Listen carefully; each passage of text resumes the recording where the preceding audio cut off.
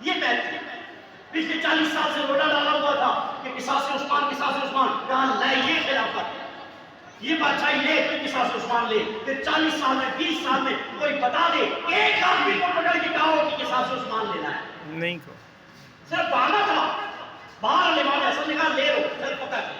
دوسری بات یہ تھی کہ امام حسن کو حضور نے فرمایا حدیث تھی کہ 30 سال خلافت چلے گی, اس کے بعد کاٹ کھانے والی ملوکیت ہوگی.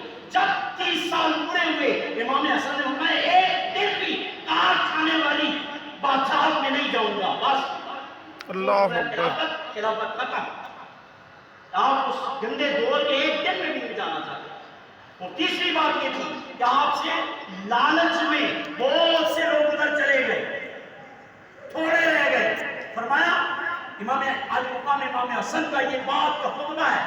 فرمایا میرے پاس 2 آپشن تھے, لوگ مجھ سے چلے گئے, تھوڑے سے رہ گئے. ان تھوڑوں میں بھی بعض کی رائے یہ تھی, ان تھوڑوں میں بھی بعض کی رائے یہ تھی کہ ادھر جا کے کسی طرح امام حسن سے پہنچ جائیں یا امام حسن کو گرفتار کروا دیں. فرمایا میرے پاس 2 آپشن تھے, یا تو ان ساتھیوں کے ذریعے سے گرفتار ہو جاؤں یا یہ تھا کہ سر اٹھا کے خود بات کروں. تو میں نے اس دوسرے آپشن کو اپنایا اور حضور نے فرمایا میرا یہ بیٹا سردار ہے, یہ صلح کرے گا. کیا فرمایا؟ میرا یہ بیٹا سردار ہے, یہ صلح کرے گا 2 مسلمانوں میں. اور شرائط امام حسن نے ثابت کی ہے.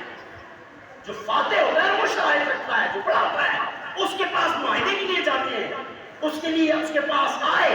امام حسن نے جو شرائط رکھی ادھر سے ایک شرط بھی نہیں رکھی گئی, ساری شرائط امام حسن نے رکھی. وہ کہ پوری نہیں ہوئی لیکن رکھی امام حسن نے. اور آپ نے خلافت سے دستبرداری کا اعلان کر دیا. آپ اس پر جو کہتے ہیں کہتے رہے. بیعت میں کچھ بھی نہیں تھی, یہ جو کیری والی کہہ رہے ہیں آپ, یا یہ اس طرح بیعت, یہ بیعت نہیں تھی, حالات ایسے بن گئے تھے. اور آج ایک دوسری بات بھی ہوتی ہے, میں طلبہ بیٹھے ہوئے ہیں کہتے ہیں کہ امام حسین امام حسن مصلحت پسند تھے, صلح جو تھے, یہ تھے وہ تھے. بسا اوقات اس سے بھی کم لفظ بولتے ہیں. اور امام حسین بڑے شجاع تھے, یہ تھے یہ تھے. نہیں, یاد رکھو امام حسین امام حسن سے 1 سال سے بھی کم چھوٹے تھے. اور امام حسن کے دور خلافت میں امام حسین اس کے مشیر خاص تھے, وزیر اعظم تھے. جو کچھ بھی امام حسن کرتے تھے امام حسین برعکس کرتے تھے. آپ یوں سمجھے کہ اگر امام حسین بڑے ہوتے تو وہی کرتے جو حسن نے کیا ہے, اور اگر امام حسن چھوٹے ہوتے تو وہی کرتے جو امام حسین نے کربلا میں کیا ہے. ڈاکٹر دوائیاں دیتا ہے, دواؤں سے کام نہ چلے پھر آپریشن کرتا ہے. امام حسن نے دوائیں دی, نہیں ہوا تو پھر امام حسین نے آپریشن. یہ بات نہیں ہے. دونوں شہزادے, 2 ہی شہزادے حسن اور حسین. لوگ کہتے ہیں 2 شہزادے تھے, ہم کہتے ہیں ہاں 2 شہزادے تھے. وہ نامتی نہیں کیسے شہزادہ تھے, کیا شہزادے 2 ہی تھے, وہ حسن اور حسین, اور کوئی شہزادہ نہیں. جب منع کیا گیا تو آپ نے فرمایا نہیں, آج دین کو ضرورت ہے, آج دین کو میرے خون کی ضرورت ہے, مجھے پتا ہے کہ میں نے شہید ہونا ہے.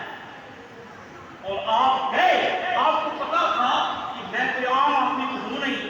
اس وقت بھی زمین پہ امام حسین سے افضل کوئی تھا ہی, پتا تھا کہ میں کوئی عام آدمی نہیں, میں جاؤں گا, میرا سر نیزے پہ چڑھے گا, قرآن سنائے گا, میرا علی اکبر جوان شہید ہوگا, میرے بھائی عباس کے بازو کٹیں گے, قاسم شہید ہوگا, میری بہن زینب کی رضا کی طرف لوگ ہاتھ بڑھائیں گے, ساری قربانیاں دوں گا, تبھی جا کے اسلام نے بچنا ہے. اسلام کو بہت بڑی قربانی کی ضرورت ہے, اور وہ خون حسین سے کم میں ادا نہیں ہوگا.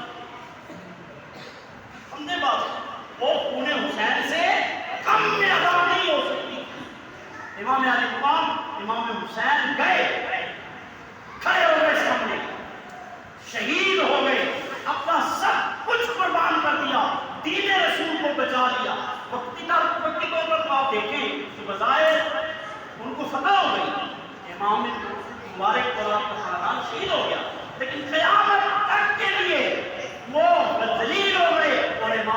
حسین کا پرچم لہرا ہے، اسلام کا پرچم ہی حسین کا پرچم ہے۔